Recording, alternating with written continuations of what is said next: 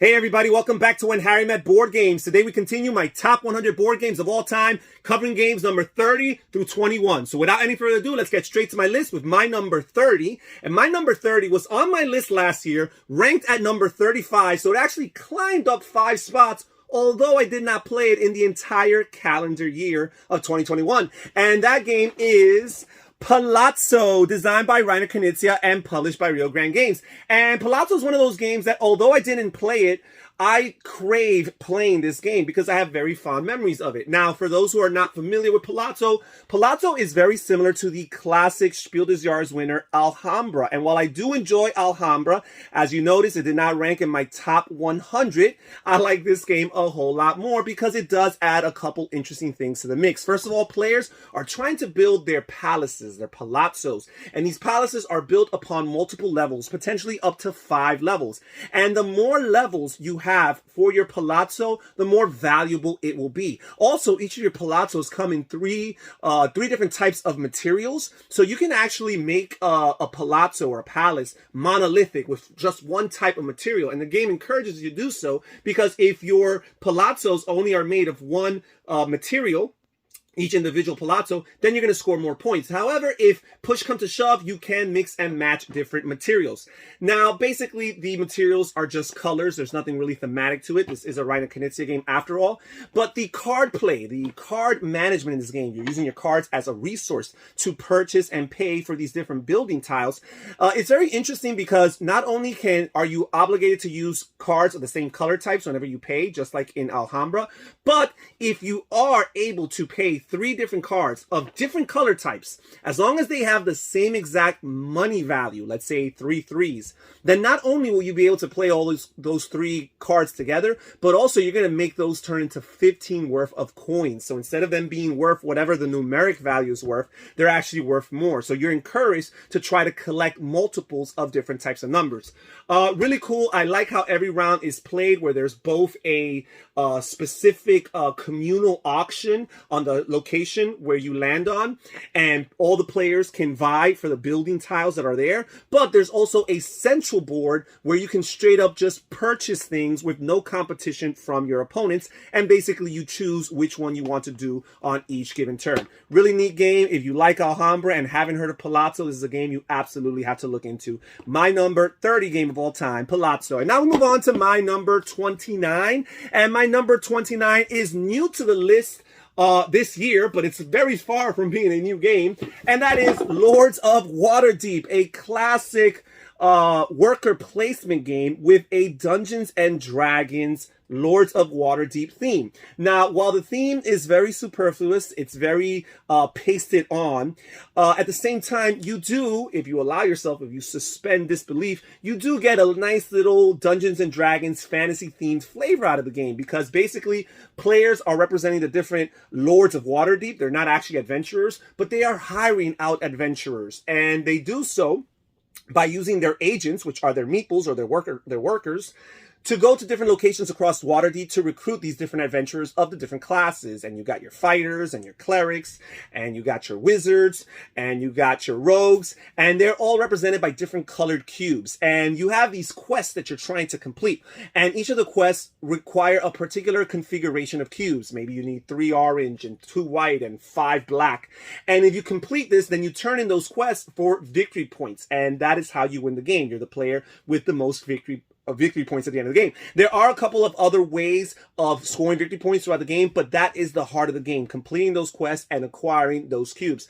The game is not very revolutionary from a mechanical perspective. Lots of the worker placement mechanisms here are very straightforward, pretty simplistic. And at the same time, the uniqueness of having that fantasy Lords of Waterdeep Dungeons and Dragons theme is the appeal and the charm of the game, because lots of these worker placement games have these settings where you're just in medieval Europe, and you know, not everybody wants to do that, although I don't mind medieval Europe as a theme, but lots of people do. But this is a little bit more exciting. I think it's a great opportunity as a gateway for people who are coming from that fantasy D&D RPG universe into the world of Euro-style board games. Lords of Waterdeep is definitely a good intro for that. My number 29 game of all time, Lords of Waterdeep. And now we move on to my number 28, and my number 28 Also new to the list this year, also not a new game, and that is Viticulture, another worker placement game, again with a more retro, medieval, European atmosphere, environment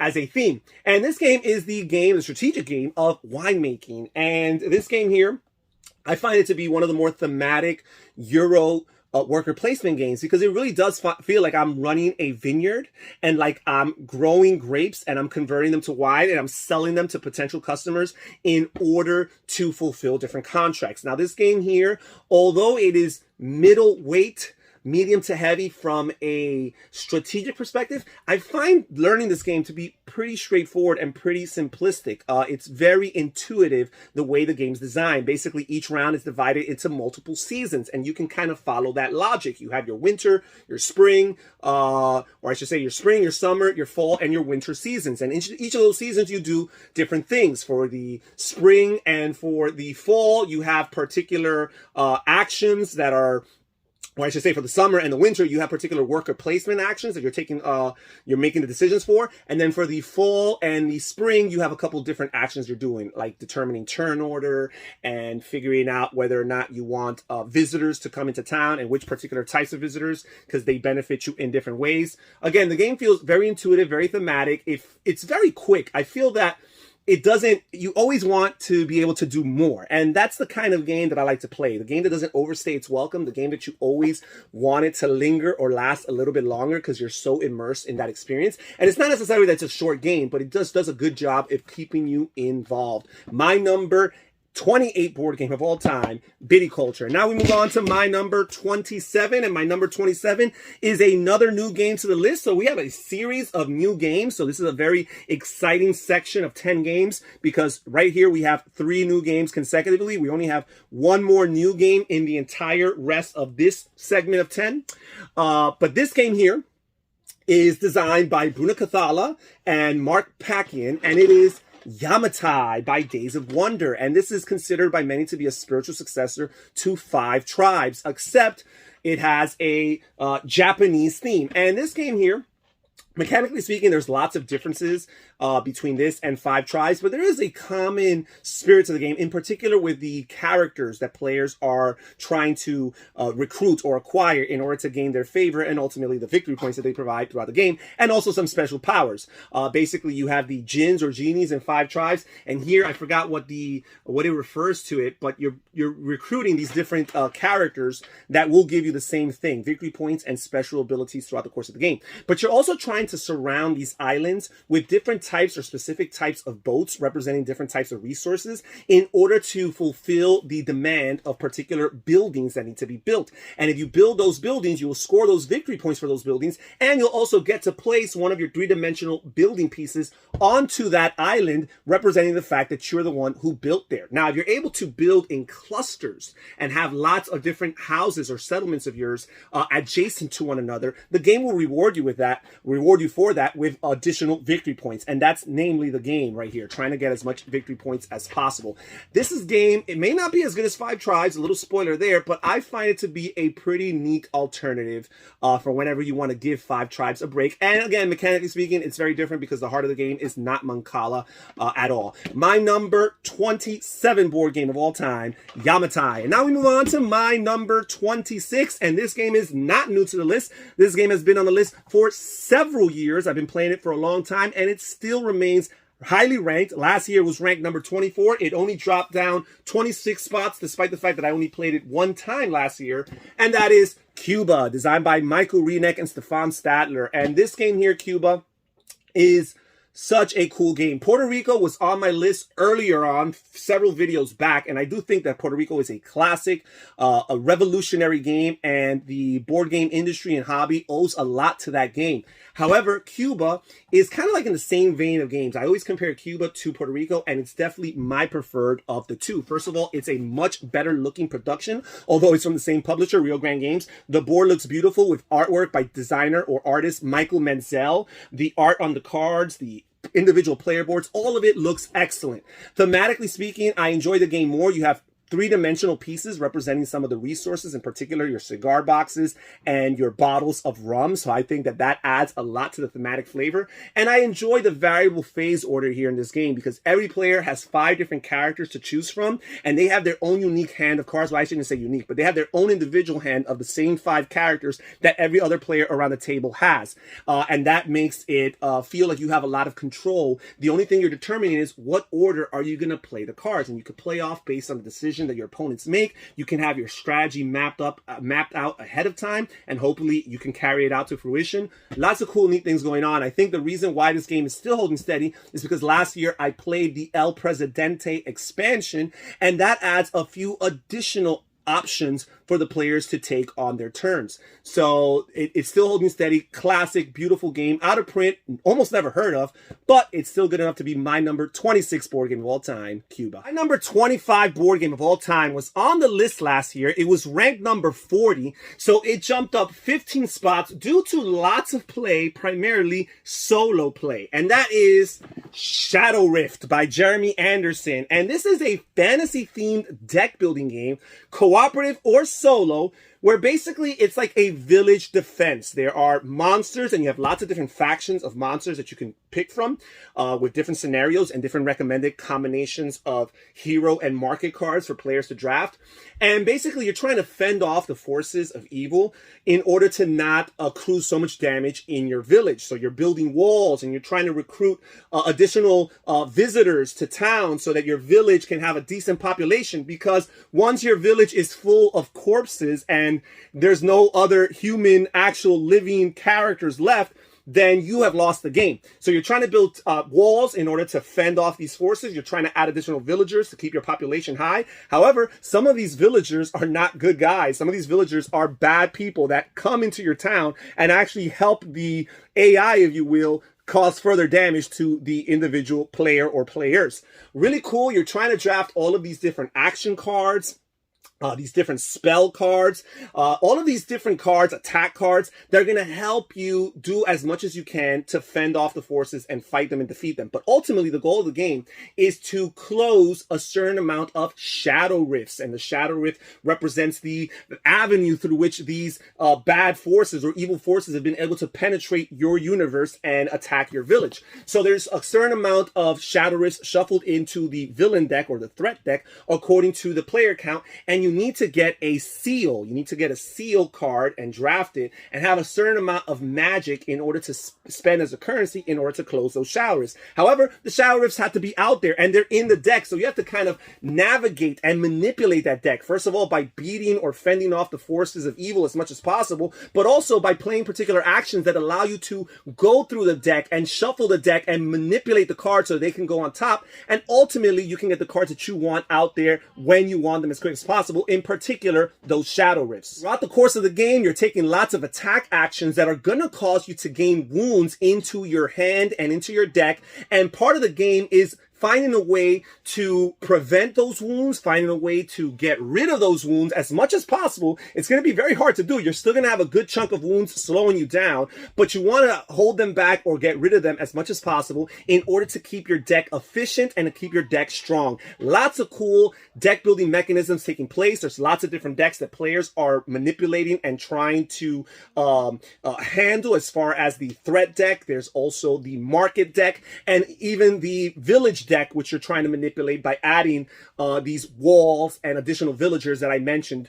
These are all 3 different decks that you're trying to factor in all at once. Really cool. I've enjoyed this game. I don't win very often. Even when I modify the difficulty, I'm not very successful at it, but I've never let that be something that interferes with my enjoyment of a game. My number 25 board game of all time, Shadowrift. My number 24 board game of all time was also on the list last year. It was ranked number 38, so it was in the same section or group of 10 as Shadowrift last year and again this year, and that is Clank, a deck building adventure. Another fantasy themed deck building game, except this game is more about traversing a dungeon, trying to keep out of the sight and the sound of the dragon as much as possible. Keep him asleep if you can. Accruing different artifacts and treasure that are going to be valuable to you at the end of the game. And escaping that dungeon in order to survive and count your loot. And whoever has the most is the winner of the game. This is strictly a competitive deck building adventure game. Now, this game here, one of the reasons why it climbed up my list last year, it's actually the opposite of Shadowrift, where Shadowrift was benefited by lots of solo play. This game was benefited by lots of big group play. This game can accommodate anywhere from 2 to 4 players. And until last year, I have been playing this game mostly at 2 players. And this game is not nearly as good at 2 players. This is much better at a 3 or 4 player experience, because that is what adds the chaos and the tension that makes this game truly shine. As you're going through different parts of the dungeon, you're trying to accrue and acquire different resources, different artifacts, different treasures, and all of a sudden one of your opponents beats you to the punch. And then when you're trying to factor in that one of your opponents is escaping the dungeon, what are you going to do? Are you going to try to loot the dungeon for a little bit more treasure? Or are you going to escape, try to make it out in time before the dragon ends up devouring you and killing you altogether? So those are things you have to factor. And again, it's just so much more exciting. The ebb and flow, the cadence of the game is enhanced when you have more players. And that's one of the reasons why I've been enjoying it a lot. Also, we've been playing with the Sunken Treasures expansion to add one more double-sided map. So there's 4 different maps that we fluctuate and alternate between. The 2 maps that are found in the base game, as well as the 2 in the Sunken Treasure expansion, which has definitely heightened our enjoyment for the game. My number 24 board game of all time, Clank, a deck building adventure. And now we move on to my number 23. And my number 23 is a new game to the list, the last new game for this section of 10 games, although there are a few new games still in the top 20 remainder of the list. So stay tuned for that. But my number 23 board game, new to me this year, and that is Village, designed by Inca and Marcus Brand. And Village is a unique take on the worker placement game, because what happens is you do have workers that particularly help benefit you with different actions, but your limit as to how much you can go to the different worker placement spots is not dependent on how many workers you have or how many people have gone to that spot. It's actually dependent on the amount of cubes that are there on that particular spot. You have these different colored cubes which represent different resources, thematically speaking. Hard to keep track. It's a little bit abstracted in that sense. But these are resources that you're going to need for other actions throughout the game. But when you go to one of these places, some of these places might have 3 of those resource cubes. Another place might only have 2 or 1, which means that's how many times collectively the group of players can go to that location and capitalize on its action. But what's really neat about this game is that your workers have a lifespan. You have multiple generations of workers, 3 generations of workers, and each generation has a fewer amount of workers. But ultimately, you're taking actions and decisions that make you progress in your player board along this time track. And every time you cross a certain threshold on that time track, you are obligated to kill one of your workers. Here's the catch. That worker has to be among your earliest generation. So you might be in a situation where you have some 1st and 2nd generation workers out on the board. The person that you least care about is one of your 2nd generation workers, because they're in a location that if he moves, you're not too concerned about. However, you have some 1st generation workers still alive, so you're going to be obligated to kill one of your 1st generation workers, even if they're found in a location that's very beneficial to you. Really cool. There is a little bit of a point salad going on because you're scoring in a plethora of different ways. You're trying to advance in your religious career, in your political career. You're trying to advance as a pilgrim traveling through the different cities around town. You're working in these different crafting buildings to produce different types of resources. You're going to the market, to the merchants, to sell different resources, again, in order to get victory points. Lots of neat things going on, but I think the memorable part about this game is those multi-generational workers and the fact that you're obligated and forced to make the tough decision of killing them. And you are going to kill several of them throughout the course of the game. But what's interesting is if you time the deaths of these particular characters of yours wisely, then you get to place them in the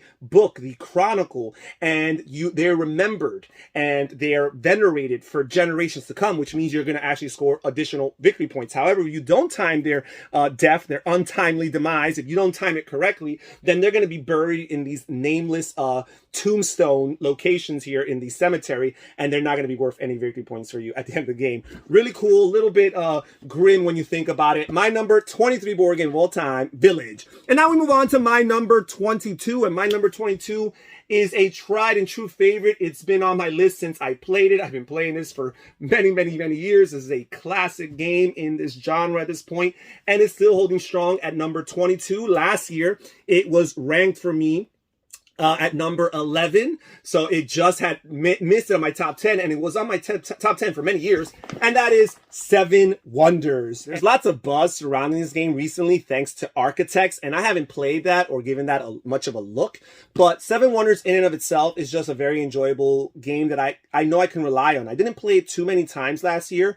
I've played with lots of the expansions. I've played with the Wonders Pack, with the Cities expansion, with the Leaders expansion, with the 2 different modules in the Babel expansion. I still haven't tried the Armada expansion, but every game has been very enjoyable. I will say that I don't think Babel is an essential or necessary. I think it's cool for an alternative, but I always want to play with the content that's found in the Leaders and the Cities expansion because it adds a lot of meat to the game, albeit with a little bit more time.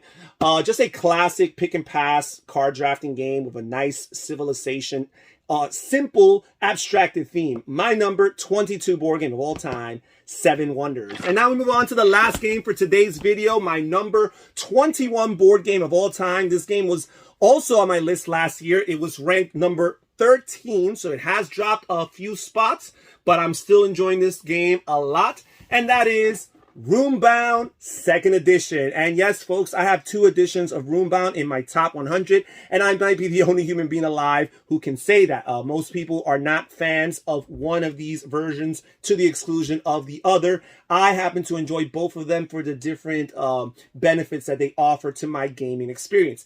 Roombound is my preferred way to go, and I just enjoy playing this game solo, immersing myself in that world, in that kind of narrative, and it is a little bit bare bones as far as the narrative goes, but I'm enjoying the experience, the open world, the sandbox experience of choosing where I go on this board, on this map, and trying to accomplish the different adventures. Ultimately, you do have a goal, which is to run through the different cards on the highest level, the different quest cards, and defeat the boss of that particular level, which in this case is the High Lord Margath for the base game.